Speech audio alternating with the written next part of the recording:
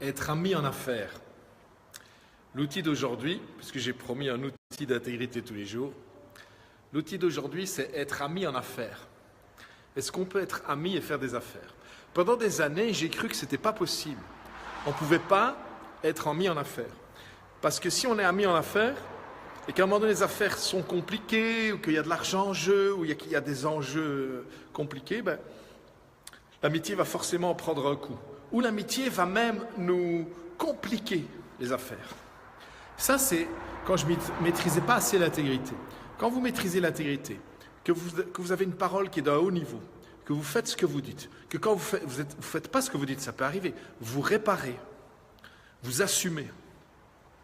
Quand vous comprenez les règles de fonctionnement de l'autre, que vous arrivez à jongler avec les règles de l'autre et que vous savez être ferme dans votre manière d'expliquer quelles sont vos règles à vous, vous arrivez à créer une relation très forte avec un être humain, avec laquelle il y a des enjeux financiers, avec laquelle peut-être le fait qu'ils tiennent ou tiennent pas certaines choses avec vous va peut-être avoir une incidence sur votre famille ou même sur votre nourriture.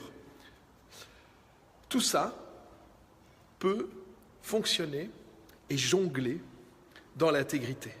C'est une question d'entraînement. Ça ne tombe pas du ciel et ça ne vient pas de manière magique. Ça demande un entraînement, un sacré entraînement. Mais quand on y arrive, c'est très confortable parce qu'on peut être à la fois amis en affaires et tout fonctionne bien. On ne reste pas dans les non-dits, on est clair, on communique, on règle les problèmes et on assume.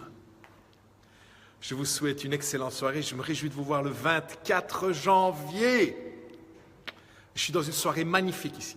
On est invités, on est gâtés comme des rois.